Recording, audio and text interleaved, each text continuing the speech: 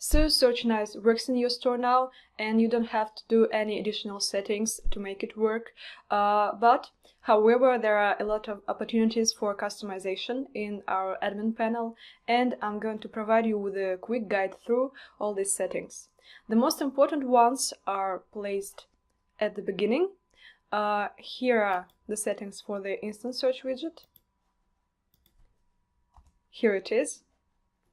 You can customize the colors for it, change the content, the fields that are present in the widget, and even change the order of the sections. Then you can enable the sticky widget, which is an additional search bar. You can translate all the elements of the instant search widget. You can add the labels, for example, the sale one to the products, which are shown in the widget. And if you have a developer in your staff, or if you know something about coding yourself, you can use the custom HTML and custom CSS sections to customize the look and feel of the widget. Then let's go to the search results widget settings. Here it is.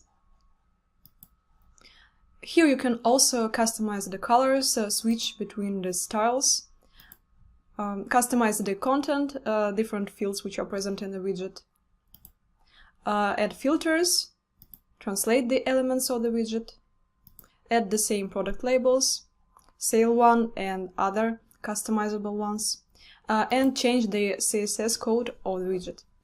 Let's go further to the preferences section. Here you can find the advanced search settings, which are applied both for instant search widget and search results widget. The personalization of the search is switched on by default, and then you can set up the settings for the in-stock products. For example, choose to hide them or show them in the end of the product list. Then goes to the block of the price settings. And you can also choose to show or hide the products with a specific tag, or hide the product prices with a specific tag. Then you can choose which product fields, categories, or pages will be included or excluded from the search. And the next part is user group rules. Here you can choose the specific prices or specific products, which will be shown only for the selected groups of your customers. If you'd like, use Searchanise filters for your collection pages. You can enable smart navigation, and there are two methods of it, and you can just go through our guide. Then go the recommendation blocks. These are product blocks which are used for upselling and cross-selling, and they are added easily to any page of your store. You just choose the type, like most popular products or new products, and choose the auto option, and then select the page where they are going to be shown, and then they are added automatically. Then go the settings for the filters. Here are the filters which are added by default, and they are already work in your store. And you can also add your own filters based on tags or product fields. And what is more, you can set up color families and choose any specific colors or any specific pictures for the colors that will be shown in the filters section of your store. Then goes to the integrations section. We have integrations with just a lot of apps that are present on the Shopify App Store.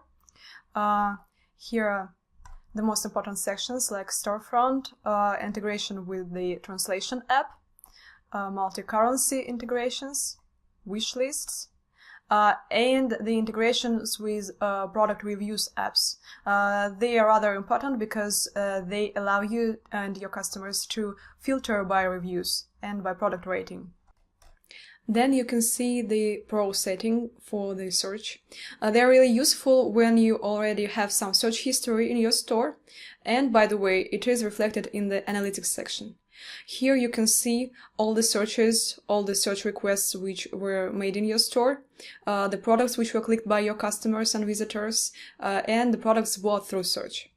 So when you already have this information, you can use it to set up the advanced search settings. For example, to add some suggestions and set their priority. That means that some suggestions will be shown first in the search results. You can also set up synonyms to provide customers with the same search results for different requests, for example, iPad and tablet. Then go stop words, which are excluded from the search. Merchandising is one of the most popular settings. It allows to promote products and show specific products in the beginning of the search results. Redirects.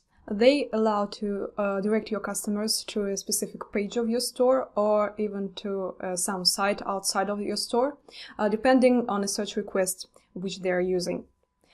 So that's all. I think you could start with some experiments with our basic settings and then gather some analytics. Wait for some time when you have enough information and then set up our search so that it worked the most effective way for your store.